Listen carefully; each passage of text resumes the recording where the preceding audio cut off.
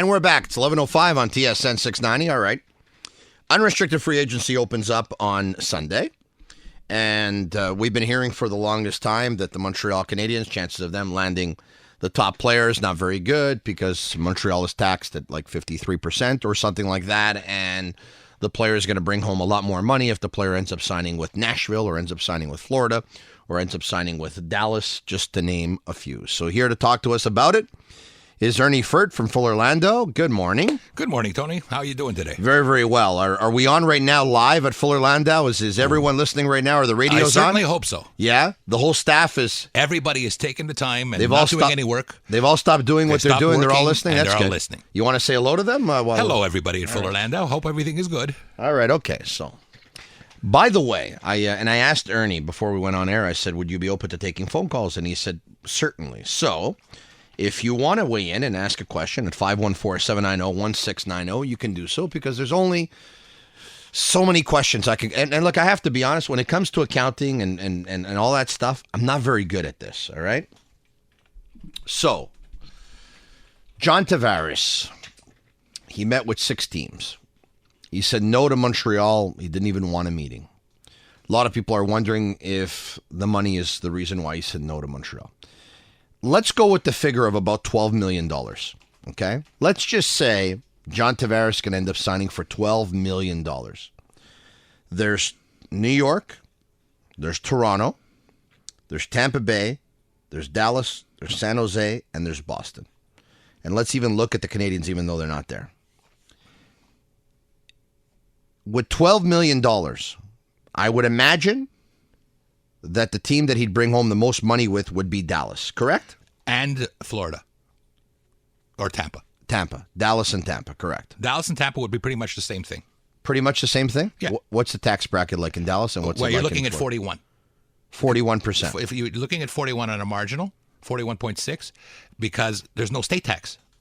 So there's just U.S. federal tax. Okay. That goes on the assumption that he is a resident in that state. This could all be blown away real easy if he decides to become resident of Ontario. Then he's paying Ontario tax, regardless, at the end of the day. Because it all depends for if where you're resident, which is where you pay your taxes at the end of the day. Okay, but so I got something here. A Canadian who plays for an American team. Correct. And I encourage you all, by the way, who read The Athletic, and if you're a subscriber, Marc-Antoine Godin had a real good piece on this a couple of days ago. And if you're not, maybe you might want to consider being a subscriber. And it says in the piece, a Canadian who plays for an American team, for example, so let's just say John Tavares is a Canadian. Yep. He's an Ontario kid. He plays for an American team. If he spends the majority of his time in the United States, he can, at that point, declare that he's not a Canadian resident. Correct? Partially correct, because you have to take a look at the ensemble of the facts. Okay, he could spend a lot of time in the States, but still remain resident in Canada. He can be resident in both spots too. But if you want to cut your residential ties with Ontario or Quebec, what you have to do is kind of sell everything that you own, or you're deemed to sell everything you own, and then you can become a U.S. resident. Mm-hmm. and work solely for a U.S. team and be based out of the U.S. and live in any city you choose. If you're a Canadian resident, but you're now playing in the States, right? Do you have to file income taxes with both? Yes, you do. Canada and the States? Yeah, you're going to file a non-resident return in the States. Okay. And the state returns, wherever you play pretty much has a state return, so you're going to have small allocations between each state. Okay, so hold on a second here, if we can. Does that mean that if John Tavares plays with the Islanders, yep, when they play in Nashville and when they play in Boston and when they play in Chicago and Pittsburgh, he has to file a tax return for every single state that he played in? Every single state, and sometimes even cities. For Pittsburgh, there's a city return, and I believe Philadelphia also has a city return.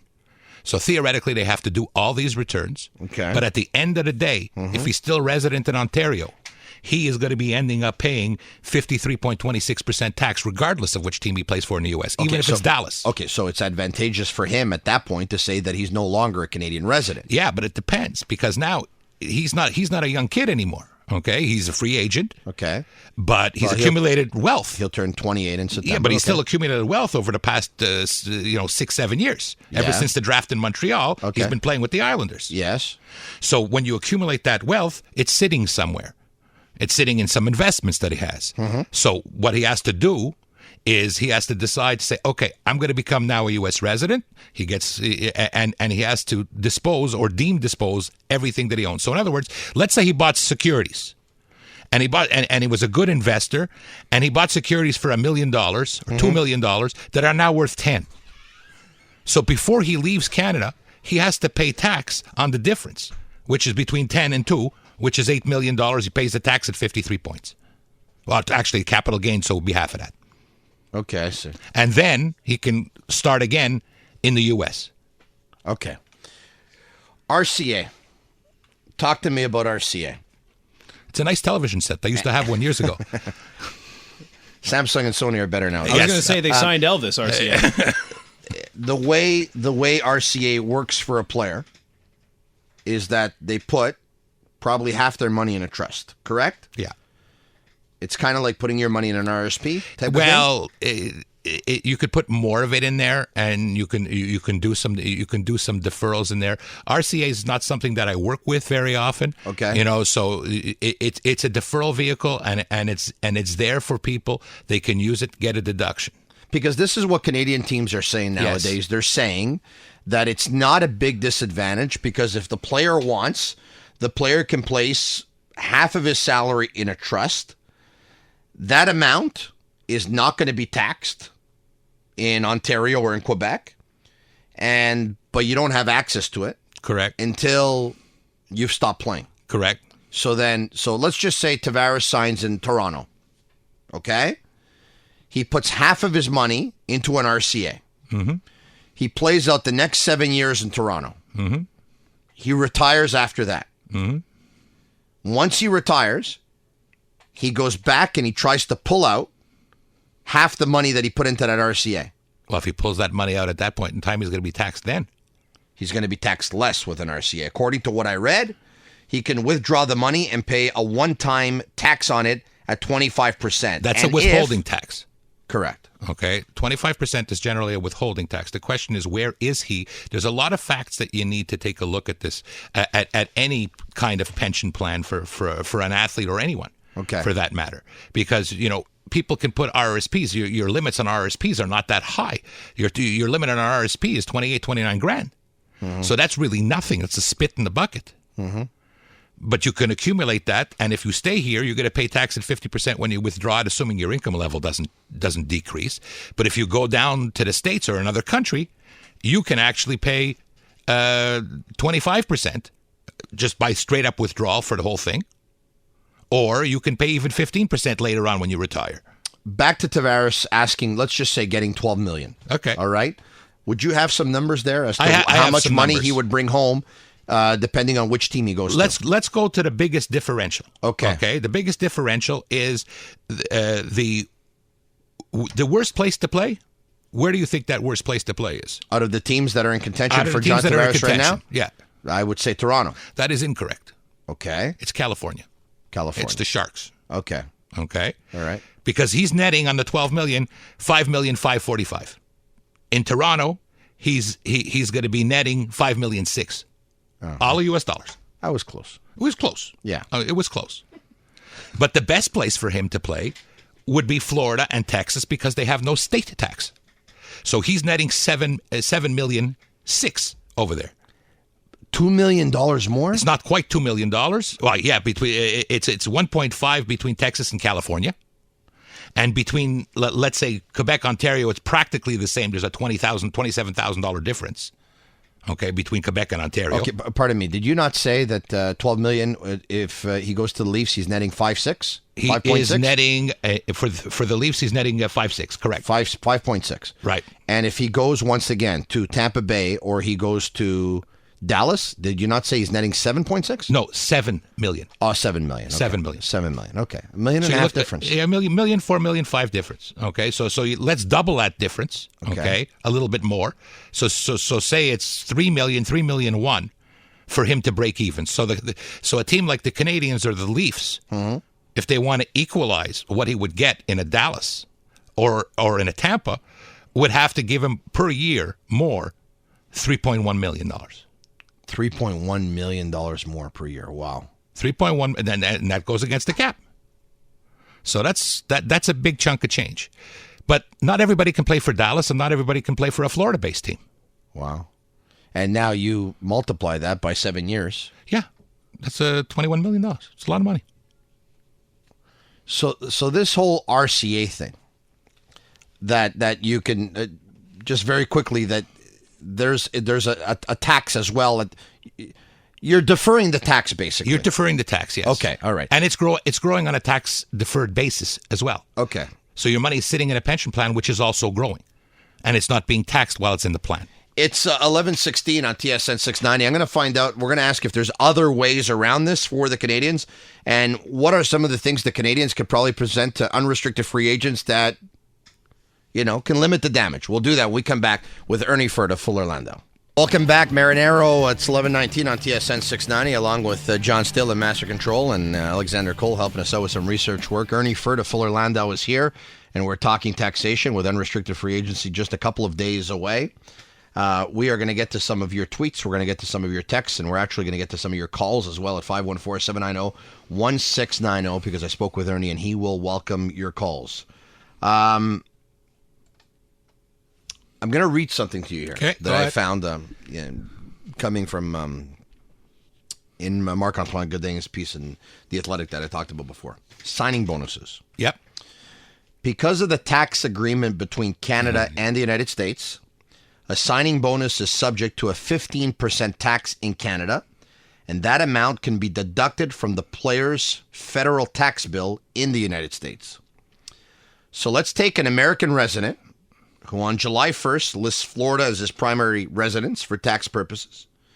Even if he's playing for the Canadiens, as long as he receives the signing bonus while he's living in Florida, he'll pay less Canadian tax on that amount. That is correct.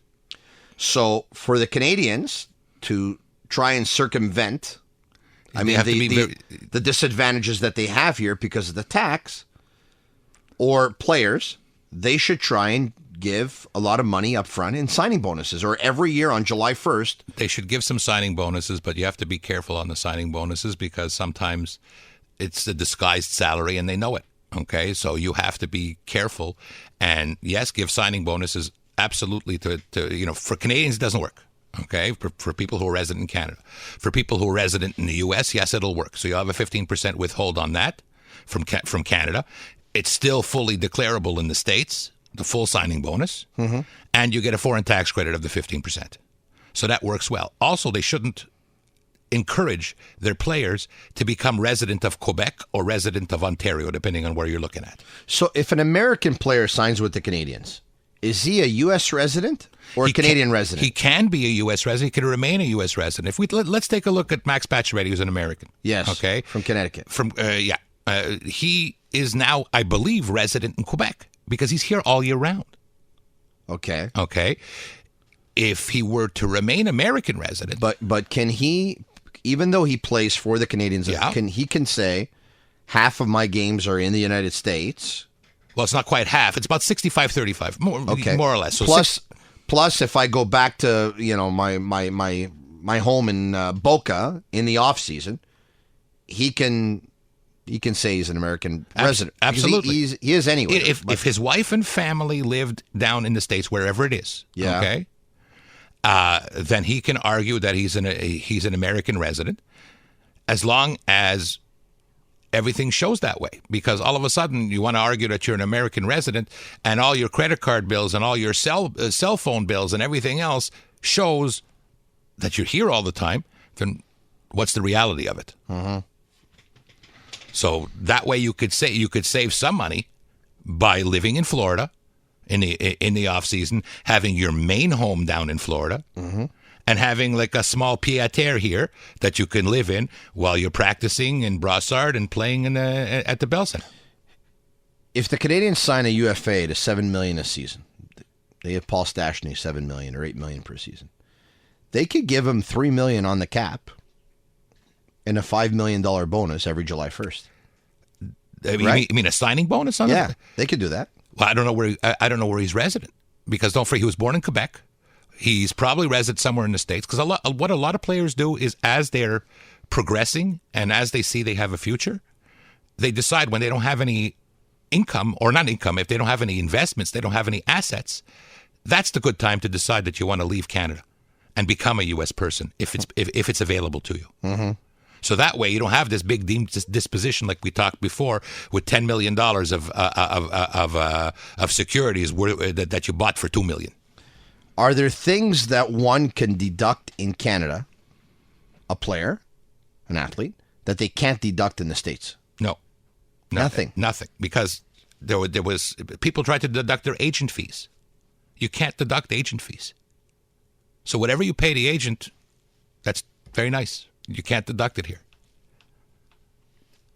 There was a case with Nikolai Habibulin. He tried to do that. Personal trainer?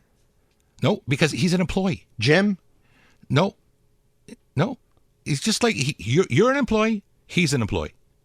He can't deduct things of that nature. And what you're talking about is small potatoes at the end of the day, a gym membership. Well, that I know. Yeah, I know. And the Canadians will provide everything for him to play. They'll have the gyms in both locations. They'll get access all over the place. And they really don't need that. There's not much that they can do. There's not much that's deductible. The States is you can deduct a little bit more, but they're limiting things down in the States too. Let's just say you're Mark Bergevin. I'm Paul Stastny. I'm talking to you. It's Sunday. We're talking.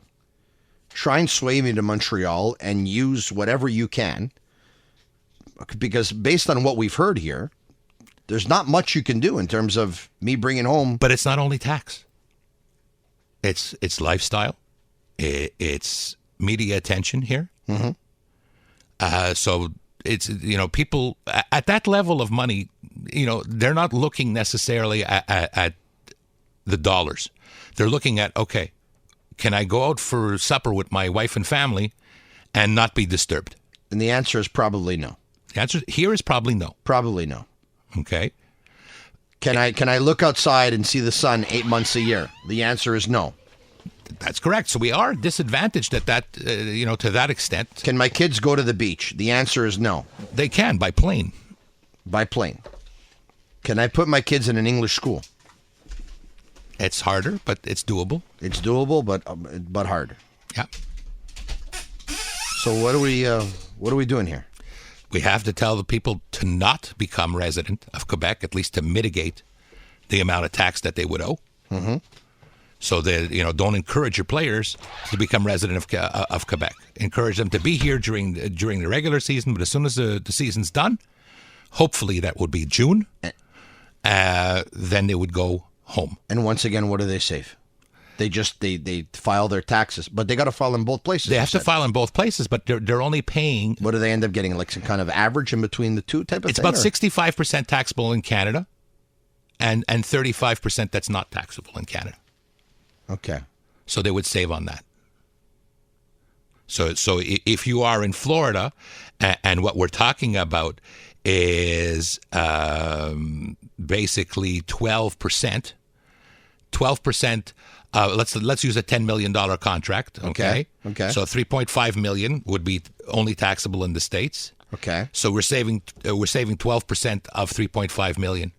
$350. Let's say $400,000. Okay. Okay. Is that enough? Is that enough to influence these guys to do all this and have the inconvenience of having their family outside of Montreal? Maybe not. Let's open it up to the listeners at 514-790-1690. I'll get to your text messages as well, but let's open up to the phone lines at 514-790-1690. When we come back, we're going to take your calls, all on taxation, with Ernie Furt of Fuller Landau. I asked my questions. It's now time for you guys or girls to ask yours. And we're back. It's 11:34 on TSN 690. We're talking taxation with Ernie Furt of Fuller Landau. And Sunday is July 1st, an unrestricted free agency. And John Tavares is deciding which team he's going to go to. And in case you missed it, we asked Ernie before, If teams are prepared to give John Tavares $12 million per year, out of all the teams that he and his agent met with, he's taking home the most money where? And you said he's taking home the most money? With Tampa. With Tampa. Or with Dallas. Tampa Bay would be? Would be net $7 million, let's say. $7 million. $7 million. And Dallas? Same. Same thing. Same thing. Florida and Texas? No state tax, that's why. No state tax. And other teams? You have that amount? Absolutely. Okay. Okay. Go through them. California, taking home the San least. Jose? Yeah. So you're taking home $5.5 million. $5.5 million. Okay. Massachusetts. Boston, you're taking $6.3 million. Okay. New York, not New York City, but the Islanders again. Yeah. Okay. You're taking $5.9 million. If it was New York City, it would be more. It would be less. Sorry. Okay. Okay. And if he's here in Toronto or Montreal, it would be about $5.6 million. Oh. All in U.S. dollars. $5.6 million. All right. So the differential between the biggest differential is about $1.5 million. And as we said before, it's about $3.1 million to equalize. And if you're thinking that at least if you play in Canada, you have Medicare, and in the States you have to buy insurance, because we discussed this off the air, as a matter of fact, just moments ago, you and Knuckles weighed in on... The teams are covering it. So the teams are covering you and your family, just like a lot of people have employer-sponsored healthcare programs. So a good, let's just say a very, very good health insurance in the States for a family of four would probably cost, I don't know, $1,000 a month. Giving Probably. an example, right? Okay. Yeah. $12,000. That's all covered by the teams in the States. Yeah. You, your wife, your kids, everybody. That's all covered. And you need to go see the doctor. You're going tomorrow morning. Pretty much. You need the MRI, and you got it this week. This week. You get it this afternoon. This afternoon. It's phenomenal. But there's quality of life too. Okay, what's the quality of life? Montreal is a great city. I love this city. I've born here, live here, and want to stay here. And people have to understand and appreciate. But you're not a hockey player, though. I am not a hockey player. So when you go to the restaurant, I mean, even though a lot of people know you because you file their taxes and Fuller Landau, and they don't bother me. Yeah, they don't bother me. You're a hockey player, though. They will. And if you spend your off season here and you just miss the playoffs, no, it's not easy. No, it's not easy. Remember when the Canadians missed the playoffs that year with Guy Carbonneau in the picture in the Journal de Montréal? Yeah. So you forget about the weather. There's no beach. You're going to be bothered if you go to the restaurant. It's not a fun place to play if you lose. The taxes are very high. You're going to bring home less. School might be an issue. Traffic in the roads we know are. So basically the only advantage is... tradition. The tradition, the privilege of playing for the Montreal Canadiens, and the other one being, it's a fantastic place if you win. Oh, yeah. But they haven't won in 25 years, so chances of that happening... Since my daughter was born. My eldest daughter. There's a text message coming in saying, based on everything I've heard, you got to be pretty crazy to play here. Tony, how does the exchange rate affect the math since he gets to spend his money in Canadian? Okay. So, you're getting paid in U.S. dollars. Right. The U.S. dollar is worth, I don't know, bro, what is it, 35? Yeah, 130, 131, say. Okay. I think what the texter's trying to say is the player playing here that's getting paid in U.S. dollars and spending his money here not actually making 30 cents on the dollar more? He is, but it's semantics at the end of the day. Why? Because he's paying taxes on everything he's paying taxes on everything he's buying. He's paying GST, QST on everything he's buying. Never mind that. The cost of purchasing a car is more because the exchange rate's already factored into all of this stuff. So yeah, you save on housing. Yes, absolutely, you can save on housing, and you can get beautiful houses here for a lot cheaper than it would cost you in California or New York, Boston. So that's the advantage. That's an advantage. You save on housing. That's correct. And if you're a Canadian resident, okay, and a non-U.S. citizen, then when you sell that house, you have something called a principal residence exemption, where the thing is never taxable. Okay. So you could buy a house for $2 million, and all of a sudden the market goes crazy, and it's worth $5 million. And when you sell it, that $3 million gain is not taxable to you. If you're an American, you have tax. But if you buy a mansion, a hop, skip, and a jump from the Canadians training facility for $2 million, and you can get one, I believe that's what Max Pacioretty sold his house for about $2 million. Chances are, if you're going to resell it, though, in that neck of the woods, you're probably not going to make big money on your house. It's not, unless you buy your house in Westmount, chances are you're not making money when you sell it. And then you have to deal with the traffic in order to get to Brossard to practice. Let's get to the phone calls. Bob is on line 2. Peter in Park X is up next. Bob, good morning. Bob, good morning. How are you?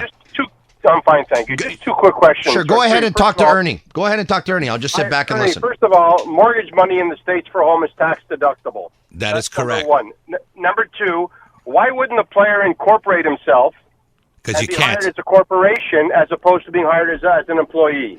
Because players are not allowed to incorporate themselves.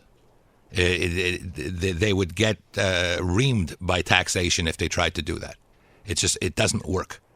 It's not permitted. Okay, and the third question is, isn't the government short-sighted? Because if you can't bring in skilled players to like the Raptors, the revenue that the Ontario government is making probably having sold out arenas, as opposed to the loss of revenue that the Quebec government loses because the Bell Center is half empty, or for the Alouettes.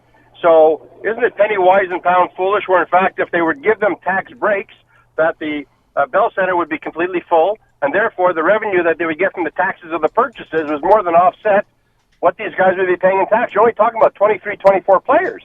Yeah, probably you're talking about 15 players who probably make over $1 million. Bob, but it's hard to quantify that because every time when everybody looks for government money to build stadiums and stuff like that, they do a lot of math, and at the end of the day, it doesn't pay necessarily. But if the stadiums are empty, what future revenue can they get to offset what they've given out? Yeah, you can only have motocross once, twice a year. It's correct. Correct. Good calls, Bob. Good questions, Bob. Appreciate it. Nice call. Peter in Park X. Peter's on line 1. Hello, Peter. Hello, Tony. Hello, Ernie. How are you guys? We're doing very well. Listen, I'll leave you to Ernie. You ask your question. Okay, Ernie, let's say Tony was a top prospect in the NHL.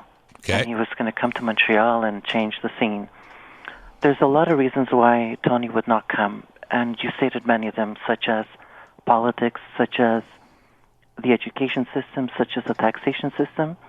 How much of an effect does infrastructure play? And I'll give you one example.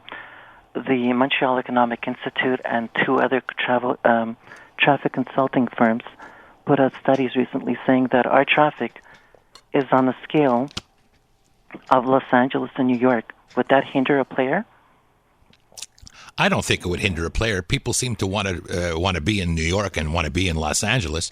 So, it's the ensemble of the facts. And one good thing is we have a draft. So players are kind of forced to come here at first, and hopefully they'll fall in love with the city and remain here. Yeah, but when you hear, like last year when the elections happened in Montreal, the municipal elections. Right. Denis Coderre was saying, former Mayor Coderre was saying that you're looking at around a 10-year period where Montreal will be up to international standards. I'm pretty sure, and I'm not an expert because I don't work in accounting, that a lot of top talent, graduate students, people in the entertainment industry and other various fields, hear that and they say, you know what, if it's going to be so bad, I'll go work in Gary, Indiana, where I'm not going to have to deal with traffic 24/7. Well, that's right, but that's a lifestyle choice, and it's very difficult to sit here when we're talking hockey, trying to figure out what the Canadians should do, shouldn't do.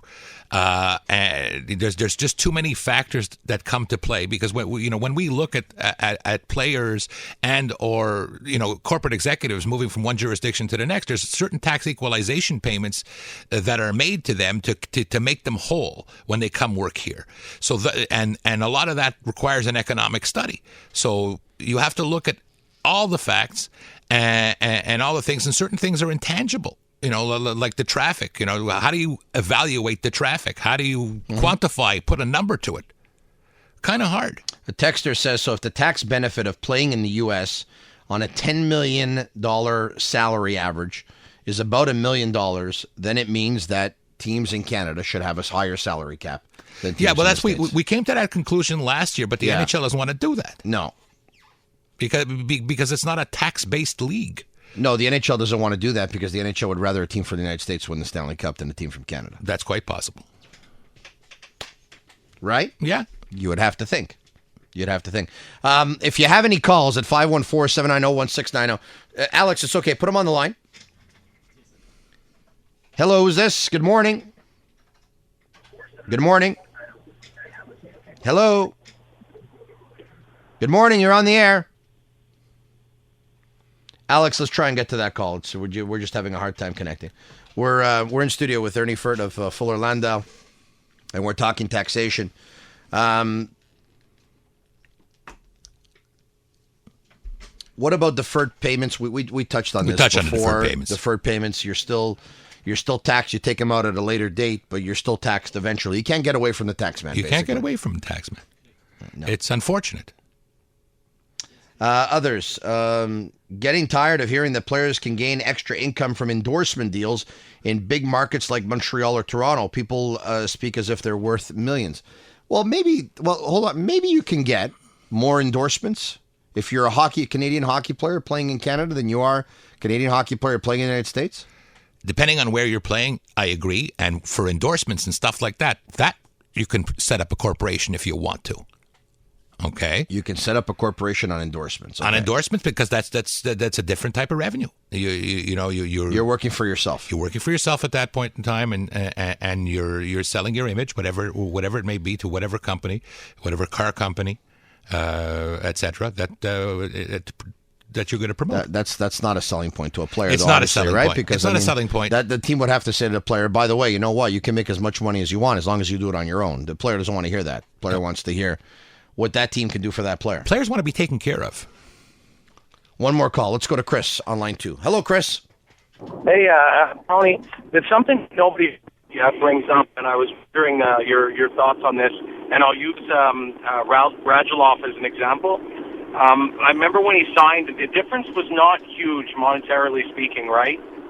If memory serves me well, he signed for $6.25 million a year with Dallas, and the Canadians probably would have had to pay about $1 million more per season in order for it to average out to be pretty much the same, right? $1 million, $1.4 million, $1.5 million. $1.4 million, $1.5 million more. All right. Okay, and it's never really talked about, and I'm shocked because in Montreal, there's it's maybe an intangible, but you're kind of like a rock star, and the amount in advertising and endorsements, the opportunities like that, I mean, they're endless. You could probably make $8 million a year. But hold on a second, if I can, all right? And Ernie, you can weigh in on this.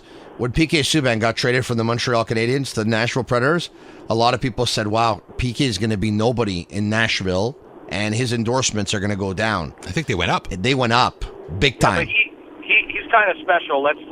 I'm just saying. I know, but any UFA that you really make a pitch for, chances are they're probably going to be special. I mean, Carl Osner's not going to break the bank with endorsement money. No, but Tony, could I just ask one thing? You Yes. might know the answer to this.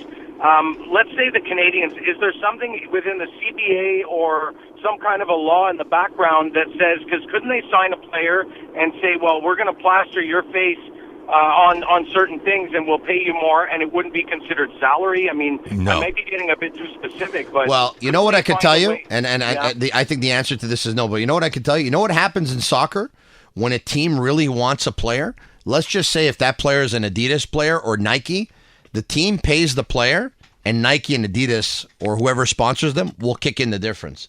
So Nike will say, to Real Madrid, go out and acquire Cristiano Ronaldo from Man United, and if you do, we're going to give you this much money. I mean, because they're going to end up making it back in jersey sales. That happens. But in the National Hockey League, how much you get for using a stick or a pair of gauntlets? No. Not big money. No. All right. This has been. Is there anything else that maybe that we haven't covered that? I think we covered quite the gamut of things. Yeah. You know, we don't want to get into all kinds of nitty gritty, but we know the basics. Unfortunately, we're at a disadvantaged position from a tax perspective in Quebec here and in Ontario. It can be mitigated partially, and we just have to try our best to get the best people to play hockey for our teams. But once again, the message that you send is do not make the players that come over end up being a resident. Correct. Make them because. And if you're a young player with a lot of talent and you're not making big money yet, consider becoming non-resident of Canada. What's Quebec. this? I got a text message about you in a hockey tournament or something. What is that all about? Every summer up at a camp called Camp Kinneret, there's a hockey tournament that they do in my honor, a floor hockey tournament. They've been doing that for about 10, 15 years now. Oh, that's pretty cool. It's fun. Floor hockey. Floor hockey. And that where's that exactly? It's in Montreal. Oh, in Montreal. Yeah, it's a fun place. So when is that? It's usually first week August. First week of August. So you Yeah. go down to Tremblant for a couple of days. That's what I floor do. hockey tournament. Absolutely. Drop the puck and hang out. That's pretty cool because it sounds like somebody who's been there before. It got a sounds text like message. Pretty cool. Hey, since the last time I saw you, you look a little different. Yes. Huh? I did. I dropped a little bit of weight. A little bit. Well, you dropped a lot of weight, huh? Yeah, 105 pounds. 105 pounds in 1 year? No, since October. Since October? Mid-October. You dropped 105 pounds in about 8 months? Yep. And how'd you do that? Just Gastric sleeve. no gastric sleeve. I refused. They said the doctor suggested it to me. I refused. Okay. I did no carbs. No carbs. No carbs. Basically a keto program. No pasta. No pasta. No bread. No bread. I'm allowed scotch and wine, which is a good thing. That's a good thing. It's a good thing. A lot of steak, a lot of eggs, a lot of cheese. You know why you could eliminate the pasta and bread? Why? Because you're not Italian. Okay, you're right. Would have been harder if you were. Thanks so much for coming in. Appreciate taking the time. All right, my pleasure. All right, I really enjoy having him, and we're gonna be making it an annual thing now. Ernie Furt of Fuller Landau. We talk taxation with unrestricted free agency a couple of days away.